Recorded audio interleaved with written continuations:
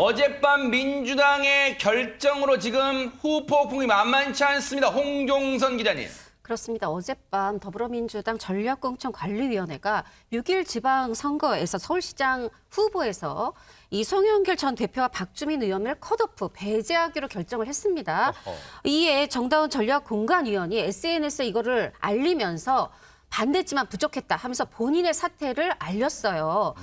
또한 이 송영길 전 대표도 한 공관위원이 이를 나한테 알려줬고 나도 또한 이것을 이 전략공천관리위원장한테 전화를 해서 사실이냐 물었더니 사실임을 확인했고 그래서 사실임을 확인한 다음에 입장문을 냈습니다. 송영길 전 대표가 낸 입장문의 내용은 이러한 행태는 지방선거를 사실상 포기하고 민주당을 파괴하는 자해 행위가 될 것이다. 강력히 반발했고요. 박주민 의원은 비대위 결정을 보고 고민해서 입장을 밝히겠다라고 했는데 사실 이 두 사람에 대한 컷오프 한다 얘기가 있었는데 정말 사실이 됐죠. 하다 보니까 민주당을 가까이서 바라보는 사람들뿐 아니라 지금 민주당 내부에서도 후폭풍이 일파만파입니다. 야, 사실 해괴한 일이 지금 벌어지고 있는 거예요. 서울시장 나갈 사람 신청하세요라고 해서 신청했더니 며칠 사이에 분위기가 확 바뀌더니 전략공천 지역으로 묶어놓더니 이제는 신청했던 사람들을 빼버렸어요. 송영길 전 대표 입장 좀 들어보시고 이어가 보도록 하겠습니다.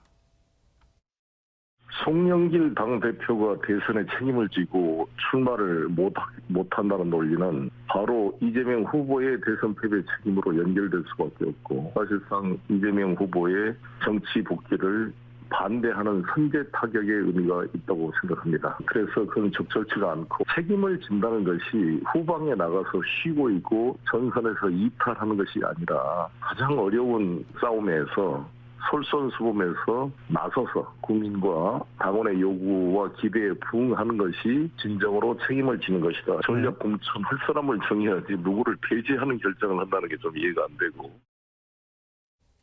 자신의 공천 배제 결정에 대해서 이재명 후보 정치 복귀를 반대하는 선제 타격의 의미가 있다고 여기까지 또 의미 부여를 했어요. 여기에 대해서 박지현 공동 비대위원장도 입장을 밝혔습니다. 한번 들어보시고 이어가 보도록 하겠습니다. 서울시장 공천 경선해야 합니다. 제가 여러 차례 반대했지만 충북은 선거에 패배한 가장 큰 원인인 부동산 실패에 책임 있는 분을 공천했습니다. 그런데 서울에서는 대선 때 누구보다 헌신했지만 선거 결과에 총괄적인 책임을 지고 물러났던 전 당대표를 탈락시키겠다고 합니다. 이게 무슨 고무줄 잣대입니까? 동일한 잣대를 적용해 노영민 후보도 탈락시키든지 그것을 못하겠다면 서울에 공천 신청을 한 예비 후보가 모두 참여한 공정한 경선을 해야 합니다. 서울시장 선거는 경선을 하지 않겠다는 건 패배 선언과 다를 바 없다고 생각합니다. 당연히 민주주의 정당에서 의견이 하나로 통일될 수는 없겠지요. 오늘 박지현 공동위원장이 말씀한 대로 그래서 민주주의 원칙에 따라 생각이 다른 것은 민주적 수렴을 통해서 결정하면 될 일이라고 생각이 듭니다. 제가 사랑하는 이 민주당이 민주당답게 이 여러 가지 혼란을 잘 수습해서 비대위가 현명한 결정을 해줄 것을 기대합니다. 근데 여기서 한 가지 이해가 되지 않는 대목이 있어요. 쉽사리. 왜냐하면 그동안 박지원 공동 비대위원장은 송영길 전 대표의 서울시장 출마에 대해서 납득지 않게 생각했어요. 그 얘기도 마저 들어보시고 이어가 보도록 하겠습니다. 지방선거 광역단체장 접수 명단을 보고 과연 민주당에서 반성과 쇄신은 가능한 것인지 깊은 고민을 하지 않을 수 없었습니다. 대선 패배 책임을 지겠다고 물러난 전 당대표께서도 마찬가지로 후보자 등록을 하셨습니다. 서로 잘 안다고 잘못된 선택도 눈 감아주는 온정주의가 민주당을 다시 패배의 늪으로 밀어넣고 있는 것은 아닌지 심각하게 되돌아봐야 합니다. 하지만 제 의견이 무조건 맞다고 생각하지는 않습니다. 저와 다른 의견을 가진 분들도 많았습니다. 민주주의 정당에서 다양한 의견이 나오는 것은 당연한 일입니다. 다만 이렇게 의견이 엇갈릴 때는 소수의 지도부가 판단하는 것이 아니라 당원과 시민의 집단 지성으로 결정하는 것이 민주정당이 선택할 가장 적절한 의사결정 방식이라 배웠습니다. 지금 박지원 위원장의 얘기를 들으신 시청자분들은 전혜연 평론가님 헷갈릴 것 같아요. 그러니까 박지원 위원장의 입장은 뭔 거예요? 송영길 전 대표 나가도 된다는 거예요. 지난번에 입장은 그런 거 아니었잖아요. 대선 패배 책임 물어냈잖아요. 제가 조금 해석을 해보자면 그러면 똑같은 잣대를 대야지 왜 고무줄 잣대를 대냐고 하면서 누구를 언급했냐면 지금 노영민 후보 충북 경선에 단수 공천된 노영민 후보를 언급한 겁니다. 그러면 노영민 후보도 아예 안 하던가 해야 되는데 누구는 부동산과 관련된 논란이 있고 책임이 있는 인물인데 공천을 해주고 누구는 컷오프를 하면 이건 고무줄 잣대 아니냐라는 점에서 지금 공정성에 초점을 두고 있고요. 나아가서 개파 공천이라는 말을 썼어요. 그러니까 박 전 비대위원장은 송영길 전 대표만 탈락시킨 것은 혹시 개파 간의 이해관계가 된 것이 아니냐라는 의심을 지금 보내고 있는 것으로 해석이 돼요. 하지만 이원욱 전략공천위원장은 앵커께서 말씀하신 것처럼 왜 일관성이 없냐라는 쪽으로 반발하면서 전혀 다른 용어를 쓰고 있죠. 혁신공천. 그러니까 한쪽은 이것이 개파공천이라고 주장을 하고 있고 한쪽은 혁신공천이라고 하면서 갈등이 지금 점점 노출되고 있는 상황입니다. 그러다 보니까 홍종선 기자님 자연스럽게 지금 민주당 뒤숭숭할 거 아니에요, 지금 분위기가. 그렇습니다. 김진애 더불어민주당 전 의원이 이렇게 얘기를 합니다. 지금 만약에 이거는 지방선거 자멸 모드로 가는 건데 이번 대선의 그 패배에 있어서 그 책임에 있어서 자유로운 민주당 일원이 있냐는 겁니다. 그리고 만약에 책임을 따졌어야 했다면 경선에서 걸러졌을 텐데 그걸 경선 배제로 표현을 했어야 됐느냐 이렇게 비판을 하고 있고요. 네. 또 안민석 의원도 이거는 당원의 뜻을 무시하는 처사고 만약에 누가 경쟁력이 있냐 이거는 당원이나 시민들이 네. 선택했어야 될 문제다 이렇게 또 비판을 했고 정성호 의원도 이거는 원칙과 상식을 지키지 않고 공정과 정의마저 무시하는 행태다 강력히 비판했습니다. 송영길 전 대표, 박주민 의원도 반발하겠죠. 근데 이제 공은 백성원 변호사님, 네. 비대위가 물론 전략공천위원회가 일단은 결정한 거지만 비대위 결정 남아 있잖아요. 어떻게 될 거라고 좀 전망해 보세요. 뒤집을 수 있죠. 근데 이게 참 공관위에서 결정을 낸 걸 또 비대위에서 뒤집는 것도 좀 모양새가 이상하죠. 고민이 많을 것 같아요. 오전에 지금 계속 회의를 해도 아직 결론을 내지 못했다는데 그래요? 결국은 지금 아까 계속 기준에 관련된 얘기를 하셨었는데 사실 송영길 전 대표나 지금 노영민 지금 후보나 사실 좀 어찌 보면 일반 국민들 입장에서 보면 후보가 되는 게 좀 이상하지 않나라는 생각들을 많이 하셨을 거예요. 근데 왜 한 명은 되고 한 명은 되지 않았을까? 결국 개파 갈등이라고밖에 생각될 수가 없어요. 지금 아까 지금 이 경선하지 않는 것에 대해서 반발하셨던 안민석 의원이나 정성호 의원은 가만 생각해 보면요, 송영길 전 대표가 처음부터 서울시장 나가겠다고 한 적이 없어요.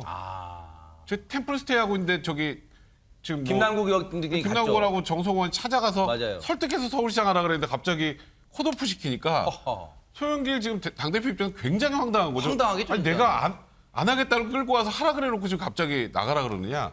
그러니까 지금 현재 상황은 물론 당내에서는 개파 갈등이 아니라고는 하지만 결국 친이 친문 간의 내부 갈등으로밖에 볼 수 없지 않느냐.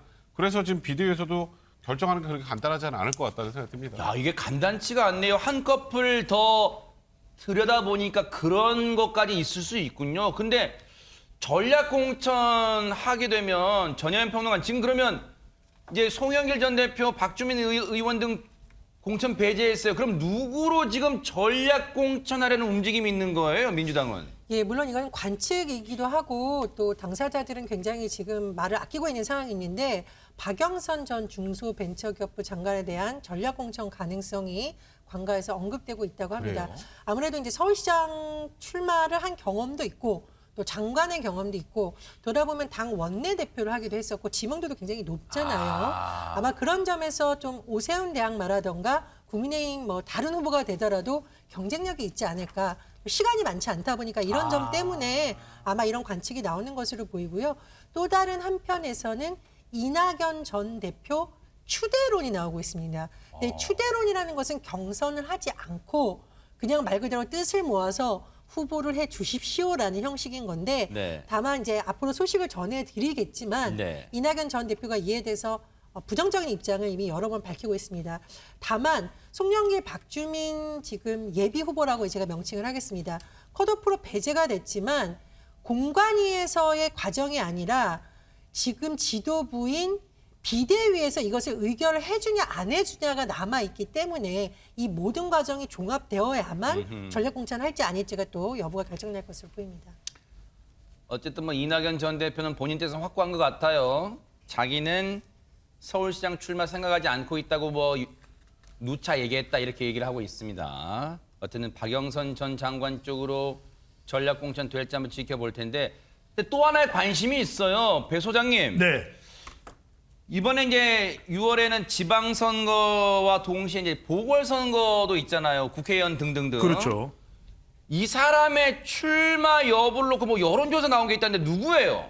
뭐 누구겠습니까? 이재명 더불어민주당 상임 고문이죠. 아, 그러니까 지금 대선 이후에 오히려 정치권 시계가 빨리 돌아가는 거죠. 그러네요. 네. 대부분은 우리가 선거에서 패배했으면 1년, 2년 묵혔다가 재등장을 한단 말이에요. 근데 지금은 대결 구도가 계속되다 보니까 여론조사를 실시해서 물어봤습니다. 이재명 더불어민주당 상임 고문 정치권 보궐선거 출마에 대해서 물어봤는데요. 찬성이 37.5%, 반대가 57.5%로 반대 여론이 높았습니다. 부정적이 많네요. 네. 예, 그러니까 이게 그럼 반대가 많은데 거의 10명 중 6명 가까운. 근데 중요한 것은 네. 더불어민주당 지지층에서 어떻게 생각하냐가 중요하잖아요. 범위를 좁혀봤더니 더불어민주당 지지층에서는 거의 70% 가까이, 더불어민주당 지지층에서는 10명 중 7명 가까이 출마해라. 그래요? 이런 의견인 것이고 아하. 반대는 국민의힘은 압도적으로 반대죠. 근데 여기서 중요한 게 뭐냐면 이 말씀은 꼭 드려야 될 수밖에 없는 것이 네. 저는 이번 지방선거에 본인이 직접 출마는 쉽지 않을 것 같아요. 왜냐하면 국민 여론도 일단 포괄적으로 중요하고 또 하나가 뭐냐면 윤석열 정부의 지지율이 매우 낮다면 이때는 또 대결 구도가 아주 첨예하다면 나가야 될 텐데 뭐 그러기는 쉽지 않거든요. 왜냐하면은 임기 시작하고 난 한 20여일 만에 6월 1일 선거일이 있으니까 뭐 사전투표에는 조금 며칠 전이겠지만 그리고 마지막으로 중요한 건 뭐냐면 경기도 선거가 더 중요해요. 본인 선거보다도. 경기지사를 반드시 더불어민주당 후보로 가져와야 되는 네. 이재명 상임 고문으로서 본인이 나서게 되면 이게 본인 선거가 되면 경기도 선거를 자칫 이게 영향을 부정적으로 줄 수도 있단 말이에요. 네. 그래서 저는 이번에는 나오지 않을 가능성이 더 높을 것으로 분석을 해봅니다.